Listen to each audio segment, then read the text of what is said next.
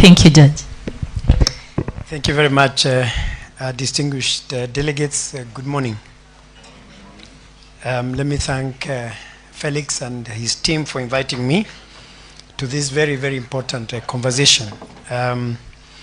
We in the judiciary of Kenya, and I lead on IT, are having a big conversation around the use of AI generally in the judiciary, and of course, we are heading to another election in 2027, where technology will be a big part of the work that we shall do post the election. My brother, the Supreme Court Justice Smokin Wanjala, calls himself a prophet. And he keeps saying, I prophesy there shall not be an election petition after this election. And I say, I am the prophet of doom. There shall be one. So we must prepare ourselves. I think like somebody said, how do we prepare ourselves? Because as technology continues evolving, we must be prepared and think ahead. Even if we don't, even if we can't manage, we must think ahead of technology. By way of introduction, my understanding of AI is that it is evolving, but is largely unregulated. So the conversation in Silicon Valley and other places is how to create AI tools, and in the government offices, how do you regulate these tools? And in the context of elections, increasingly both electoral management bodies and judiciaries must develop plans to respond to, and in some cases, use AI to maintain free, fair, and secure elections. On the part of the judiciary, certainly, we must think ahead and ensure that we are prepared and to ensure that automated or AI-enabled systems enable fairness, accountability, and transparency. We also must be aware of a phenomenon called trial by media. When this statement was first used in my own understanding during the O.J. Simpson trial, it was TV, not social media, not any other kind of media. And we know in the O.J. Simpson case and even the Michael Jackson trial that social media often are used to express strong opinions about ongoing cases. And these opinions can go viral, influencing broader public sentiment, but more fundamentally, they create parallel public trials. And these parallel public trials can complicate the judicial process and impact on judicial independence. And so judges must ensure that they remain insulated from such external pressures, because this is vital for the integrity of the judicial system. You may wish to know that last year when we visited Brazil, we had a long conversation with judges of the Supreme Court of Brazil around the question of use of ChatGPT and AI. Shock on us, when we returned to Kenya, one of the judges who was with us underwent disciplinary proceedings because he used ChatGPT to write part of his judgment. And so when I had a conversation here that there is need for us to have guidelines, we in the judiciary of Kenya are having a conversation internally to ensure that we have guidelines, because we know that judges are using ChatGPT, lawyers are certainly using it. I forget about your daughter or son. Advocates are using ChatGPT, and then it's worse than what I saw in cut and paste. Cut and paste was easier to detect, but my friend ChatGPT is in another world.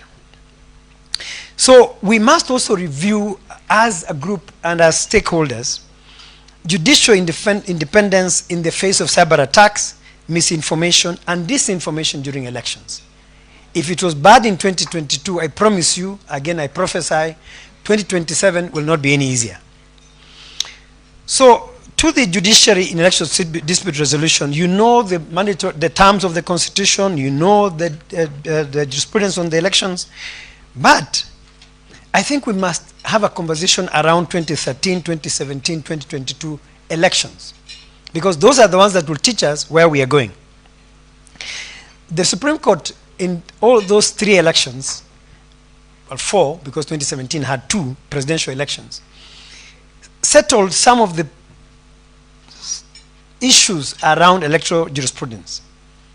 The normative derivative question, the burden and standard of proof, the counting of timelines within the constitution, the nominations process, the conduct of repeat elections, and the distinct roles of the chairperson, co-chairperson of the IEBC and IEBC. And that's an important point because of the issues that happened in 2022. Kenya also, between 2007, after the critical report and 2022 in the last election, we now know that technology has come to the fore. And we only touched and scratched the surface in 2017, but you know that 2022 was principally around the electoral process in the context of technology. And whereas in the Constitution, Article 86, which is now becoming the anchor of all presidential election petitions particularly, we must realize that in the use of technology by IEBC, the question remains, has that use of technology met the standards of integrity, verifiability, security, and transparency? And I again prophesy that in the 2027 election, there is no doubt that technology will be the functionary and core question that we must address in the election petition subsequent to the elections. Those of you who followed the Rigiji saga will remember that at some point the judiciary website, the online filing system went down. I want you to carry this question into 2027. Why did that online platform collapse? Why did the firewalls that we created before 2022 suddenly become vulnerable?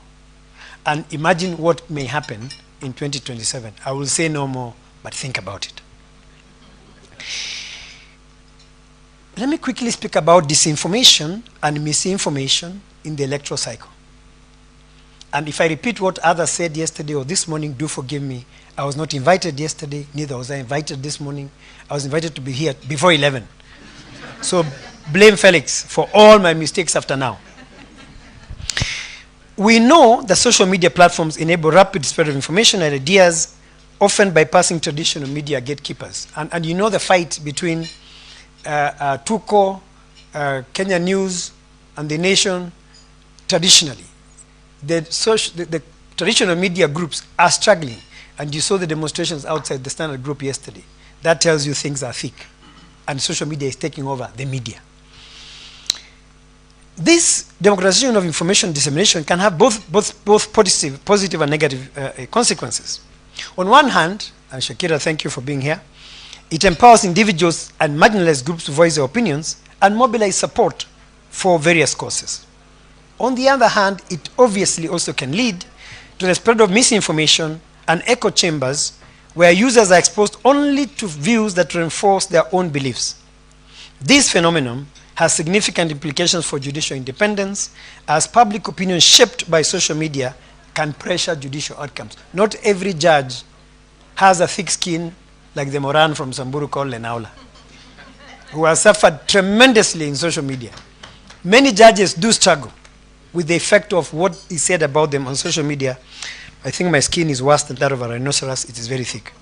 And I'll tell you why in a bit. You know that in Kenya by September 30th, 2022, there were 60 million mobile phone devices. That is higher than the population of Kenya, connected to mobile networks in Kenya, out of which 32.9 million were feature phones, while 27.9 million were smartphones. The use of mobile phones is a huge thing. It's become bigger as we go to future elections. Contrary to what people think, social media is huge. Even my Shamba guy in Manyata, I see him on all these social media platforms because 10.5 million Kenyans by January 2023, which is 19% of the population, are connected to social media. And the radio, therefore, even for Luyas, where is this? Even the radio for Kinamukwanja is no longer where they send salamu. They send salamu through social media. And we know that in Kenya, general elections are characterized by heightened political fervor and providing fertile ground for the proliferation of misinformation and disinformation. And both actors within and outside the country deploy false narratives to sway public opinion.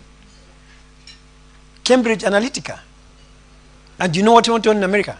The role of Russia in disinformation and misinformation during elections. Who tells you we are not next? The European Union Election Observer Mission final report in the 2022 elections pointed out that online space was distorted by extensive and sophisticated disinformation campaigns targeting multiple election stakeholders and largely seeking to undermine public trust in the electoral processes through repetitive attacks on the IEBC and its members. And you know that after the, during the petition for the presidential election petition 2022, judges took a lot of flack, myself included. 9 Twitter accounts were opened in my name.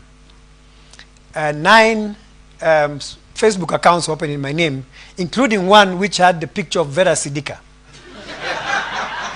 Why they chose Vera, who I don't know, I don't know. But if you go to Facebook, I've tried to remove all others, but if you go to my Facebook account, just type on Facebook Justice Lenaola, Vera Sidika will appear very buxom-like, and you can see I don't have much of a waist, so we have no commonality. And the effect really is that it is the intention is to threaten, to intimidate, and to ensure that the judgment of the court goes a particular way. And that's not just myself, but also judges of the court. Hashtags were extensively used by parties to push narratives, create trending topics, criticize opponents, and spread disinformation campaigns. In one of my social media pages, what they would do is they would post as if it's me who has posted. And then now they post, they populate it with attacks on the court, attacks on me, in ways that I would be very, very surprised that they did. So in 2022, and certainly in 2027, there was a significant increase in disinformation and hate speech online, circulating on various media social platforms and across all the other platforms. Responses by key stakeholders on these things were very, very poor. The role of the National Council on National, what is Kobia's outfit called? Cohesion and integration was zero. They took too long. IEBC was busy conducting the election or organizing the election. IEBC similarly had difficulties managing the language of social media. We also know that no reports of warnings, arrests, or investigations relating to such problematic content were made, and we know that in fact very few were ever arrested for those things. I had in my paper the legal framework for all these things, the Constitution, the Defamation Act, the Penal Code, the Computer Misuse and Cybercrimes Act. But I thought I should probably speak about one case which is important around that question, which was the Bloggers Association of Kenya versus the Attorney General.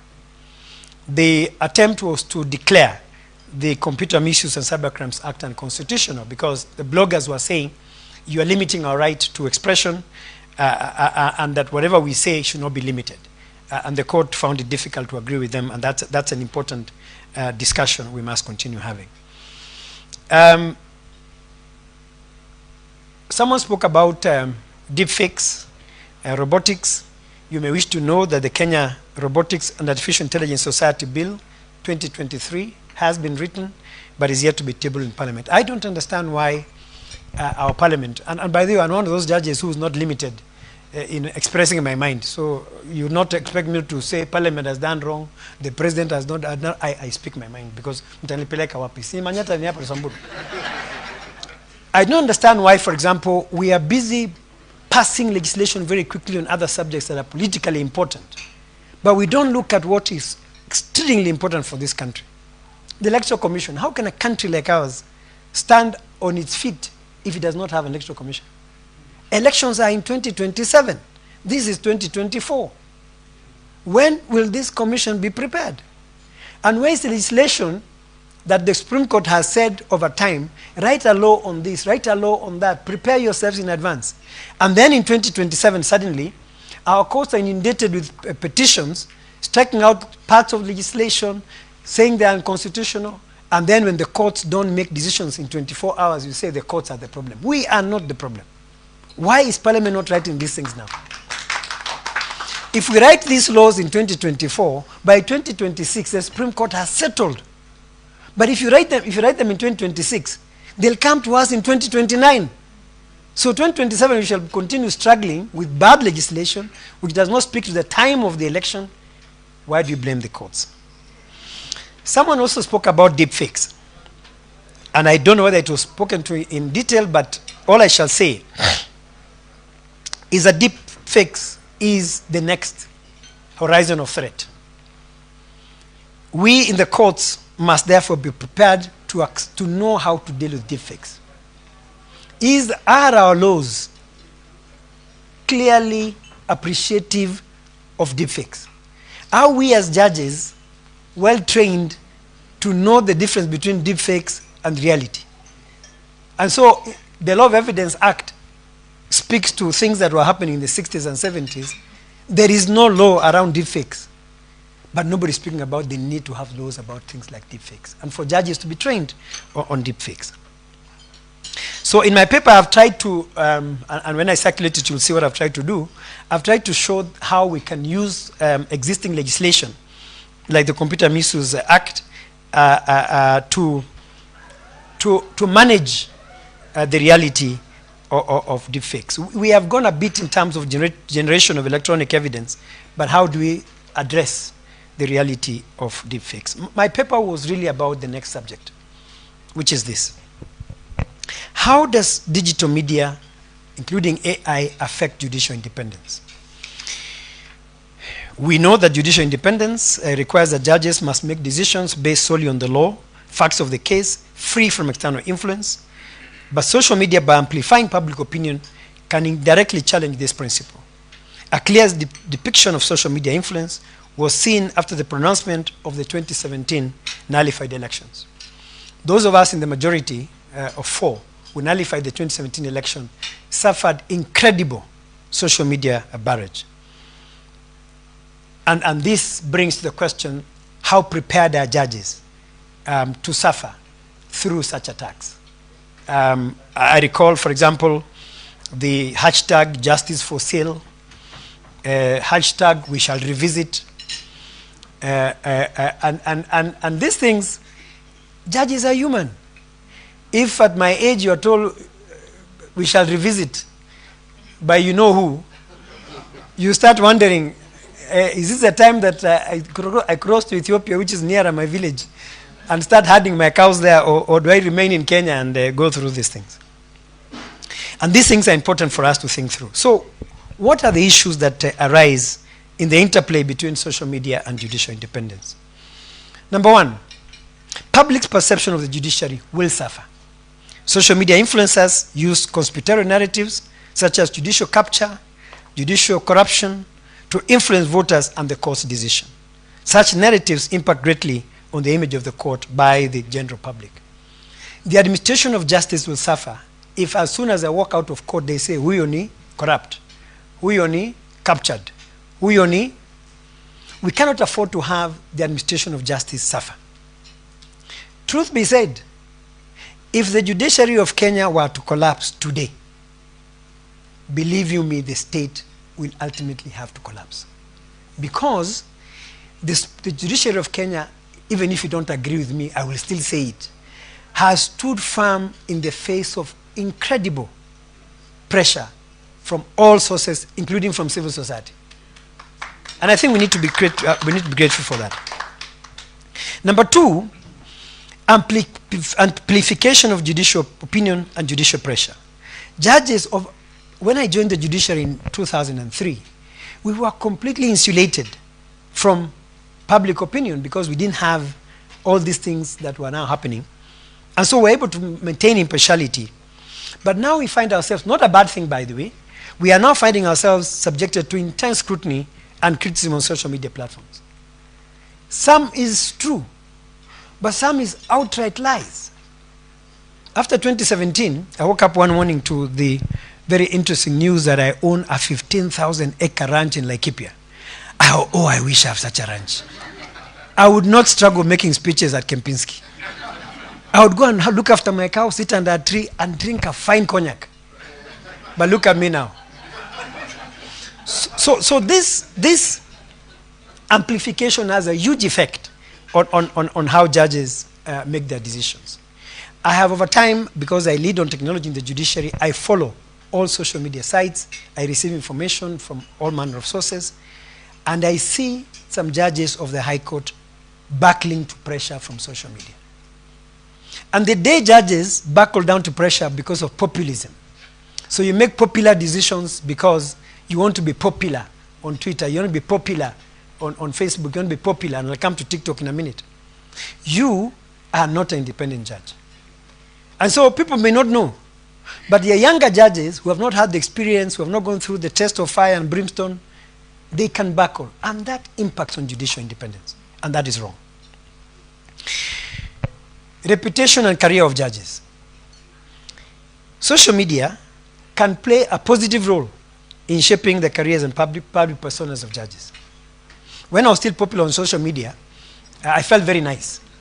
When they say Lenaola is a jurisprudent, Lenaola, when you sit in his court, you really enjoy how he manages his court.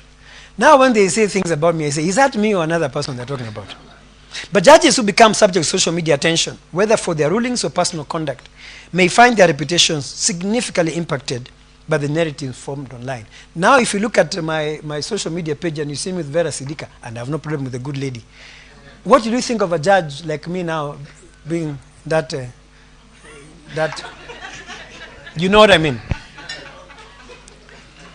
So sometimes it's important to have a positive attention to judges' careers, give them what is due to them, criticize them properly. Yesterday at Strathmore, and some of you may have seen it, when I spoke at Strathmore University yesterday, I specifically said, we as courts would rather somebody wrote a piece in a newspaper, in a magazine, online, which is reasoned, a critique of a judgment, which we can look at and say, yes, we made a mistake here, how do we reform ourselves? But if you go to this to social media, and there are 2 lines on Twitter where you say, juris pesa, what does that do to the court? What does it do to the public? What have you taught the public? How does it help the administration of justice? But if you write, and Adam says here, if you write a scholarly paper, if you look at the Platform magazine, Nairobi Law Monthly, before it was taken over by my friend, the articles were fantastic, and I read them daily, every month when they came, and some impacted on how I wrote my judgments because, for example, let me give you an example, for those who are lawyers. I was in the Constitutional Human Rights Division from 2010 to 2016. And we were the first judges, late Majanja and Mombingogi, who sat in that division, which was a very hard time for us. It's a new constitution, we have no precedents to follow, but we did a good job in my view. But we also made some mistakes. And one was pointed out to me by a student who wrote in the Platform. And I was very happy that he wrote it so well that I actually looked for him and said, thank you. I must have written this in a moment when I was not myself. But that is the way we should criticize courts, but not ruin careers and reputations. You may know that, for example, Chief Justice Maraga. Chief Justice Maraga served as an advocate, as a judge. We were appointed together as judges in 2003. He became a Chief Justice. We were appointed together to the Supreme Court.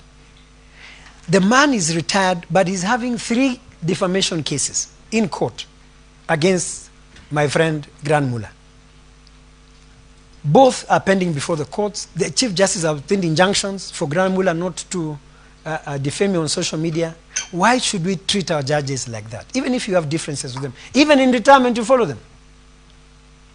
So my point is, let us not ruin careers which have taken time to build. The other point is the social media campaigns and legislative influences. We know that social media can impact across the board. But why don't we use social media to impact on legislation? Why don't we, for example, have a hashtag, appoint IEBC, now, and spread it? Those who have opportunity will actually follow it, and they will do something. Why is social media, why is the IEBC not being constituted? Because Azimio can't appoint their representative to the panel. Is that something to hold a country hostage for 2 years? So how can we use social media positively to impact on legislation? How then can the judiciary itself, and I'm coming to the end, how can the judiciary play a role in combating misinformation, disinformation, and deepfakes in elections?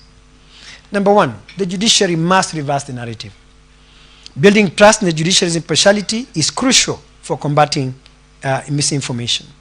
And the judiciary can reverse this by public communication and effectively using the social media handles to set out the truth information to the public. I also sit as a chair of the Judiciary Communication Committee, and that is one of my more difficult jobs as a judge.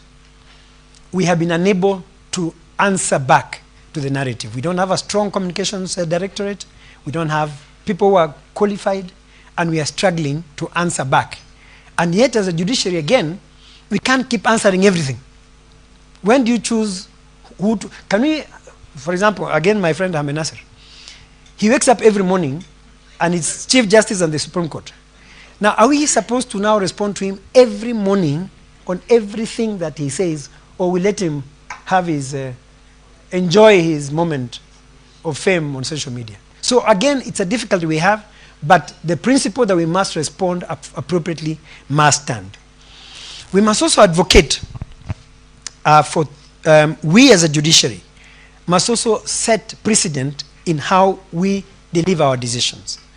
If the public can read our decisions, if the public can understand our decisions, then any misinformation would be addressed by them understanding it.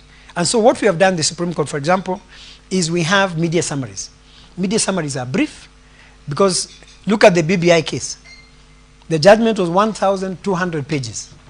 Which Kenyan can sit between tafuta mboga and bread for the day, read a judgment like that? So we summarized it in, I think it was 5 pages, which was very easy to read. In the judgment for election petitions, we also do the same. If we as a judiciary continuously update the public in a simple, understandable language, we should be able to get out of the woods. Legal reforms, I've just spoken earlier about the need for not closure of digital media platforms, not harassment of Shakira and her people, not arrests, not abductions, not kidnappings. We can regulate it in a manner that is constitutional and balanced, so that Shakira and her people can have the right to do what they have to do, but they must do it within the binds of the Constitution, and even us who are the subject of attacks must be able to enjoy our rights without breaching the Constitution. The other thing is capacity building. I think somebody spoke about training of judges, and I said a bit of it now. There's absolutely, it's important that the Electoral Commission, the media, civil society, ourselves, we must develop capacity of understanding all these issues. Lilian Mahiru, you know that before 2022, we called the commission together with the Supreme Court. We did a run around how the electoral process is. I think you are there. Fantastic process.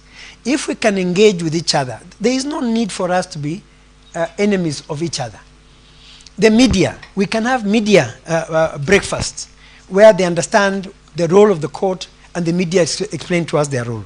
Civil society, Felix and his group, we worked together through the years, and every pre-election period we have a training to discuss the process of elections. We invite the likes of Adams, we invite the likes of Collins Odote, and we learn a lot from each other, and the judges are more. Let's continue doing that. I'm rushing through to the, so I would have spoken about social media platforms addressing human rights, civic education, and digital education. Those are clear issues. I would like to close by saying this. My friends, artificial intelligence, social media is here to stay. Mupende, musipende. What we need to do as a country and as a people is to start working towards institutionalizing these processes within our own processes. This idea that we wait for the UK to do something, then we follow. Wait for the US to do something, then we follow. Half of the fellows in Silicon Valley are from India and Africa. What business are they doing there if they don't help us develop our own systems here? So they send money, something called diaspora remittances. PLO may kill me when I say this. PLO Lumumba will kill me if I say this, but Adams do be my agent.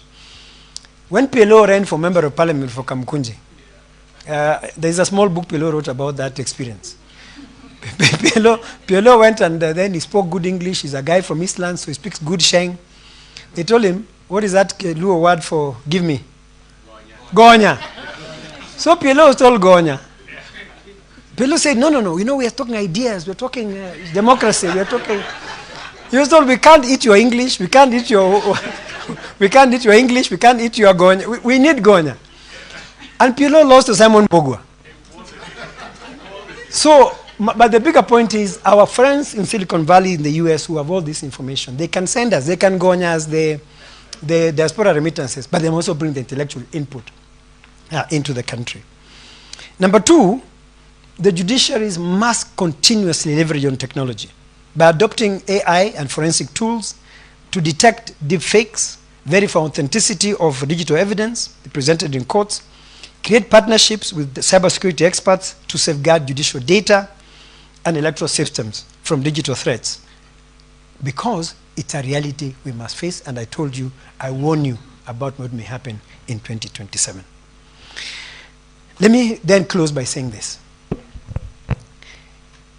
If there's nothing to come out of this conference, this workshop, it must be the answer to the question, where shall we be in 2027 in terms of AI and elections? Where shall we be in terms of deepfakes and the election of 2027? Where shall we be in terms of cyber attacks in 2027? Where shall we be in terms of the process of IEBC in 2027? Where will our judiciary be in terms of adoption of these forensic tools by 2027? If we don't answer those questions, don't blame anyone if something doesn't go right in 2027. But remember what happened in 2007. Because our friend Raila Odinga said he does not trust the Kibaki courts, no election petition was filed to challenge the election. And Kenya banned. Whatever we think of our judiciary,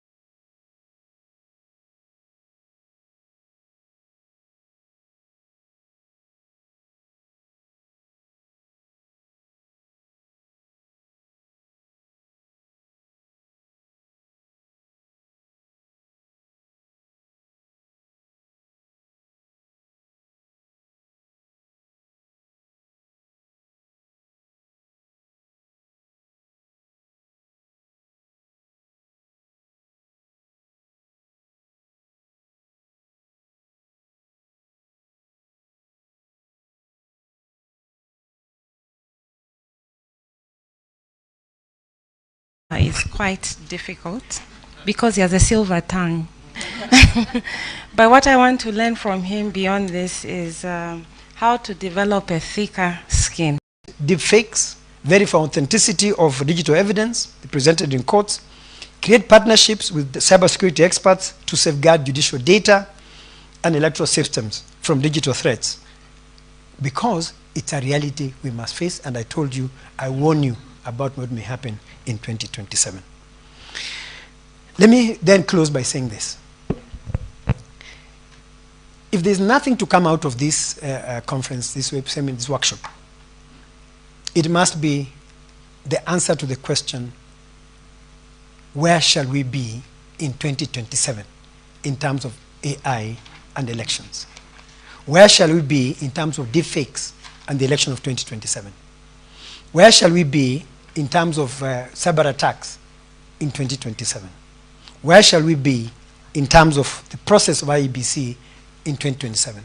Where will our judiciary be in terms of adoption of these forensic tools by 2027? If we don't answer those questions, don't blame anyone if something doesn't go right in 2027. But remember what happened in 2007. Because our friend Raila Odinga said he does not trust the Kibaki courts, no election petition was filed to challenge the election, and Kenya banned. Whatever we think of our judiciary, whatever we think of our IEBC, whatever we think of ourselves as a people, let us use existing constitutional process to manage our disputes, to manage our challenges, because only then can Kenya remain a democracy. Only then can Kenya go far in terms of its democratic institutions. I thank you for your attention. Thank you very much, Honorable Justice Lenaola. I don't think I can summarize it any better than he has. Institutions, trust building, and continually staying abreast of what is happening in all those spaces.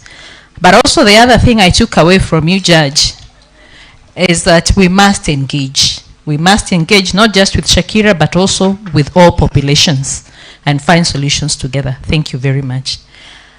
The next speaker is also another luminary in this space, Justice Maria Kawimbe. She's going to speak to us about